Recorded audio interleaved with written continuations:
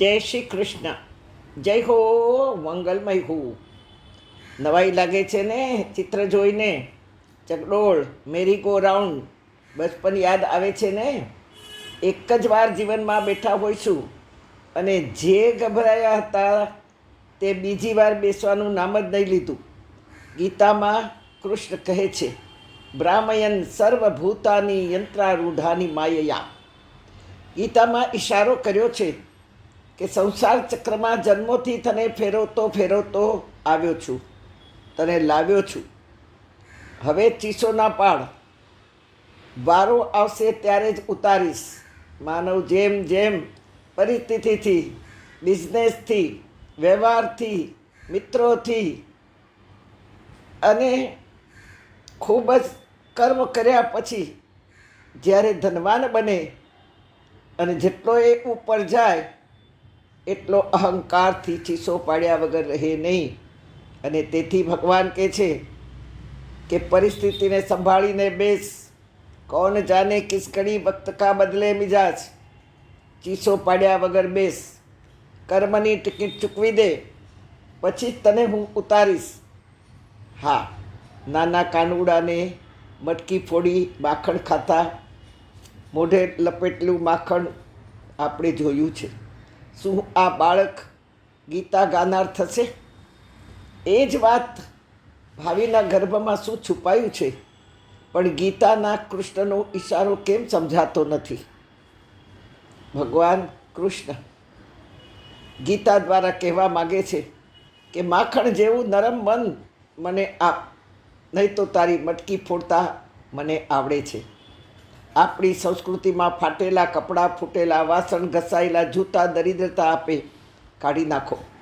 જ્યારે ગીતામાં કૃષ્ણ સમજાવે છે કે સમજદાર કો ઈશારો હી કાફી. માખણ ભરેલી માટલી ખુલે નહીં તો માખણ ગંધાઈ જાય, જીવાત પડી જાય.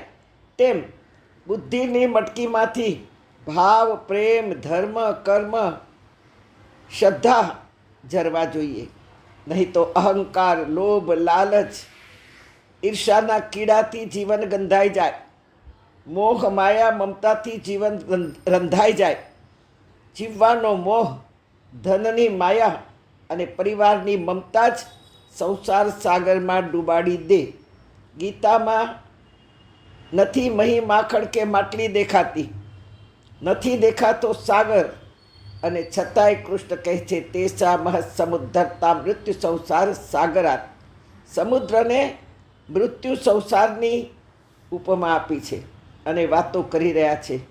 શું અવતાર લઈને આવેલો કૃષ્ણ અલગ છે અને ગીતાનો મોટો કૃષ્ણ અલગ છે? આપણને કેમ સમજાતું નથી?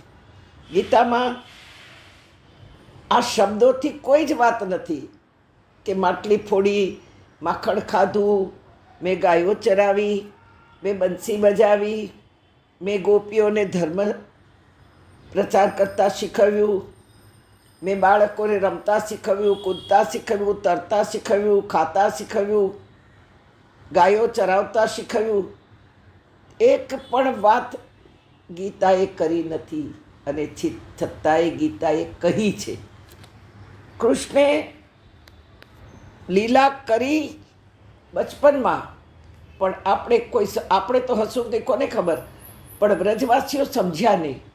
તેથી 125 વર્ષની ઉંમરે જે કાંઈ કર્યું, લીલાનું જે કાંઈ અવતરણ કર્યું એ બધું જ કહીને બતાવ્યું છે. કેટલા દિવસોની, મહિનાઓની મારી આ મહેનત છે કે કૃષ્ણ લીલાનો જે પ્રસંગ છે એ ગીતામાં ક્યાં કહ્યો છે, કયા શબ્દોમાં શ્લોક છે, બસ એ વીણવાનો પ્રયત્ન કર્યો અને આપણે સક્સેસ થયા છીએ. તેથી કહું છું, ગીતામાં નથી મહી માખણની માટલી, નથી દેખાતો સાગર, છતાં કૃષ્ણ કહે છે તે સમુદ્રતા મૃત્યુ સંસાર સાગરાત.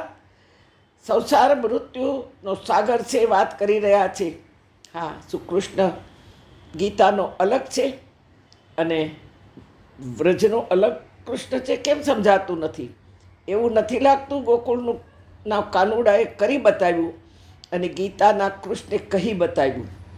ગોકુળના કૃષ્ણે મારી બતાવ્યું અને ગીતાના કૃષ્ણે તારી બતાવ્યું. વૃંદાવનના કૃષ્ણમાં અનંત અસુરો, કૃષ્ણે રાક્ષસો અસુરોને મારી બતાવ્યું, જ્યારે ગીતાના કૃષ્ણે તારી બતાવ્યું. ગિરિરાજના કૃષ્ણે ઉપાડીને બતાવ્યું, ગિરિરાજના પર્વતને ઉપાડીને બતાવ્યું. ગીતાનો કૃષ્ણ સાંભળીને બતાવ્યું.